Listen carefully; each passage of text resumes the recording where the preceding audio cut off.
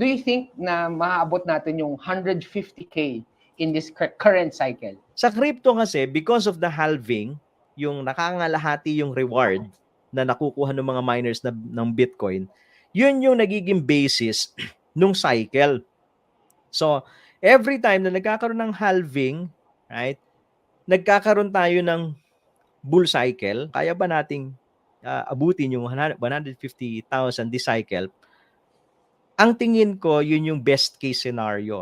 Nangyayari nun, paliit ng paliit yung lumalabas na supply ng Bitcoin. Hence, making it more scarce. And yun yung maganda rin na at least nakikita natin yung trend, nakikita natin yung pattern, and hopefully yung 150,000, yun talaga yung best case.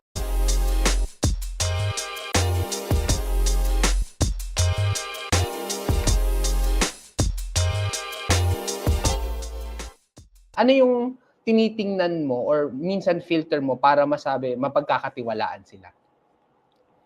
So usually pagka ganon, titignan mo lang any data na available sa internet. Okay, so LinkedIn, nandun yung mga profile ng LinkedIn, saan, ano na ba yung mga nagawa nilang projects. Okay, so yun yung una, di ba? Ano ba yung, saan ba sila galing? Okay, ano yung mga nagawa nilang projects and ano yung background nila? For example, yung tech team, can they really develop the technology? Yung marketing team, can they really grow the network? Yun yung matatanong mo. So based yan dun sa background mo, na makikita mo sa LinkedIn profile, usually nasa internet, so napakadami mo kailangan i-research, no? Para makita mo yung record ng team. Right? So iisa-isahin mo talaga yun, tsatsagain mo siyang iisa-isahin. So again, that's just a small factor. Yung team na yun, it's not a guarantee na kapag ka nakita mo, okay tong team na to, lilipad tong token. Hindi yun. Hindi mo yun. Napakaliit na factor pa lang nun.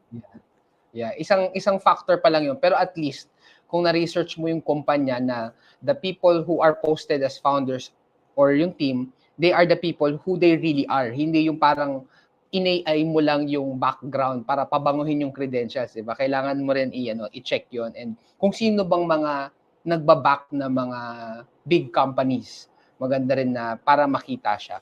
And ano talaga it's really at the end of the day, you understanding it more kesa blindly going into it. Dun ka masusunog kasi kung nahahype ka lang, hindi mo naintindihan, mahirap yon. Kaya nga maganda yung sinabi mo, Tito G, wherein the money na ipapasok natin, madali lang maglabas, pero dapat i-monitor mo kung saan mo i-distribute. Yung overarching thing that at least what I do in terms of investments, I won't invest money na I will invest money that I'm willing to lose. Kumbaga, hindi ko gagamitin yung pera na pambayad ko ng education ng anak, bayad ng renta, or yung fund mo ng misis mo para sa anniversary kasi magagalit siya pagka naubos, di ba? So, it's something that yung education would really pay dividends. And may sinabi ka, Tito G, kanina about altcoins. For those who are just starting sa crypto world, yung altcoins ay, ito yung tinatawag ng mga alternative coins. Kasi yung OG kasi is Bitcoin, yung nauna by Satoshi Nakamoto. And the others, the rest, ay altcoins. So at least para for those who are just starting. Pero since na-mention ko yung Bitcoin, nasa time wherein nasa 60 plus US dollars at this point, do you think na maaabot natin yung 150K in this current cycle? Alright. So, gandang question ron teka, kukunin ko yung bolang kristal ko.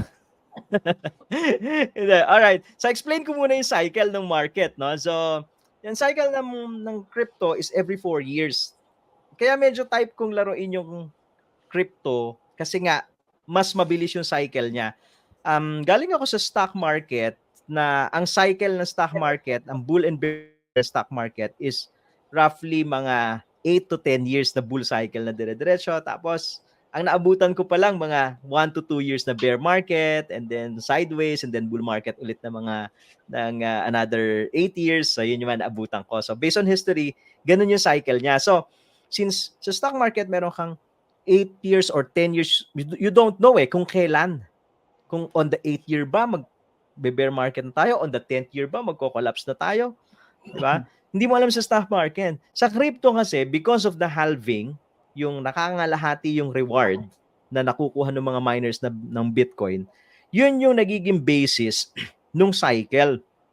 So, every time na nagkakaroon ng halving, right, nagkakaroon tayo ng bull cycle, and then yung bull cycle na yon usually last around a year or two, and then will collapse another year, another 1 year na sideways, and then another, papasok na ulit yung halving. So medyo, kahit papano yung sa experience ko na this is my second bull cycle, so medyo mas madali siyang sakyan for me. Okay, so para maintindihan ng lahat.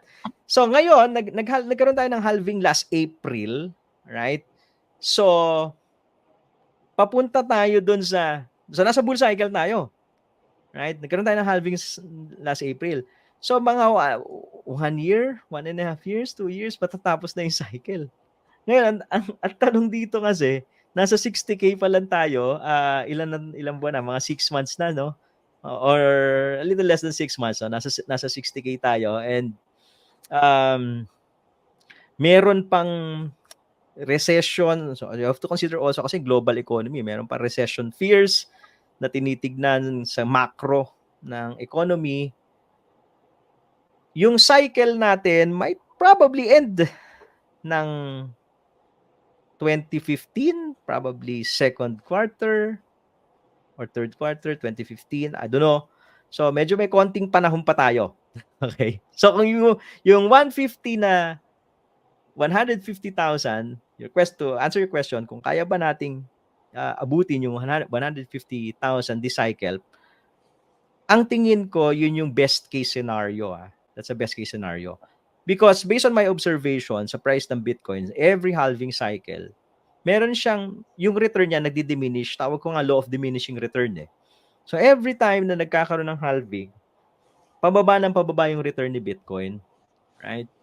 So, best case scenario could probably 150 abutin natin. Kung hindi man natin naabutin yon this cycle, probably another 50% from now, so mga 90.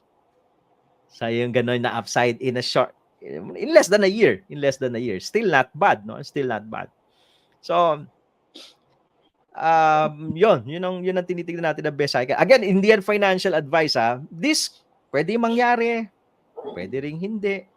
Meron din akong scenario na tinitignan na tino-consider ko din na nag-top na tayo ng 73, yung 73K na top natin nung prior to halving, nag-73K na tayo, pwede rin yun yung top natin. So may mga ganun din ako tinitignan na scenario. So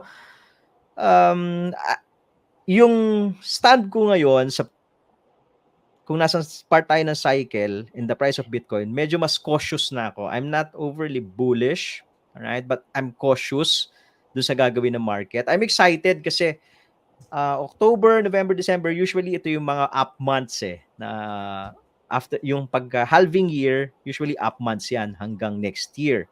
So I'm excited na tignan kung gagawin ba talaga ni Bitcoin yung ginawa niyang move last cycle. Kasi kung gagawin niya yon, most likely we're going to see the 100K, 120, 150K Bitcoin kung gagawin niya yon. So kaya ako cautious kasi hindi pa niya ginagawa.